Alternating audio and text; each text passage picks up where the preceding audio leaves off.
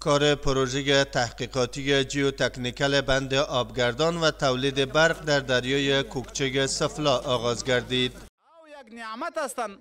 امون نعمت استفاده شود. چطور که ما شما لازم می‌بینید. در همین حال مسئولان میگویند کار ابتدایی بند آبگردان و تولید برق روی دریای کوکچه را با راه اندازی پروژه تحقیقاتی جیوتکنیکال و امکان سنجی ساحه تطبیق پروژه بند آبگردان و تولید برق در دریای کوکچه آغاز نمودند. بنا به گفته این مسئولان، کار تحقیقاتی این پروژه در مدت 16 هفته تکمیل و کار عملی پروژه بند آبگردان و تولید برق در آینده نزدیک آغاز خواهد شد.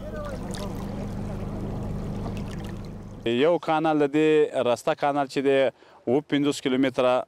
طول بلري او دا 50 کیلومتره د دشت قلعه ولسوالي د تخار ولایت مربوطه دشت قلعه ولسوالي د باودین ولسوالي خواجه باودین ولسوالي همدارنګه ینګي قلعه ولسوالي بعضې ساحې به دا خړوبوي او یو لکو ټوټل مجموعه 1,12,000 هکتار ځمکه به دا خړوبوي دا بند او دارنګه چپه کانال چې دی بیا دا د خوجغار ولسوالي چې د تخار مربوط راځي او دارنګه د شارچي ولسوالي چې د قندوز مربوط راځي او دشت آبدان چې د قندوز مرکز ته دا سره وصل د دشت آبدان ان الته به دا اوبه مونږ بیا یو چې 225 کیلومتره طول بلري دغه کانال دا به دشت آبدان ته رسیږي او هغه مځکه به خړوبوي. ریاست آب و انرژی طالقان و شرکت قراردادی محترم شوال که به هزینه مبلغ 4.7 میلیون افغانی می شود قرارداد شده و امروز کارش رسما در ساحه آغاز شد. باشندگان ولایت کندوز ضمن استقبال از آغاز کار تحقیقاتی این پروژه حیاتی از مسئولان امارت اسلامی می‌خواهند کار عملی پروژه بند آبگردان و تولید برق را به زودی آغاز کنند تا مشکلات باشندگان ولایات تخار و کندوز از ناحیه نبود برق و کم آبی مرفوع گردد.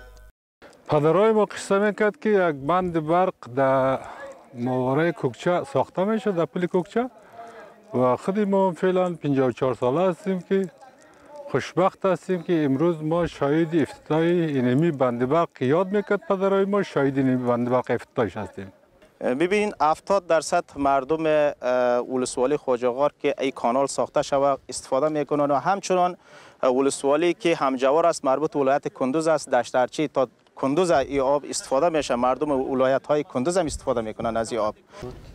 مسئولان در ریاست حوزه دریایی پنجیامو در حال از آغاز کار تحقیقاتی جیوتکنیکال بند آبگردان و تولید برق در دریای کوکچه سفلا خبر می‌دهند که بعد از حاکمیت امارت اسلامی توجه به مدیریت آبها و تطبیق پروژه‌های بزرگ زیربنایی نسبت به هر زمان دیگر بیشتر شده است.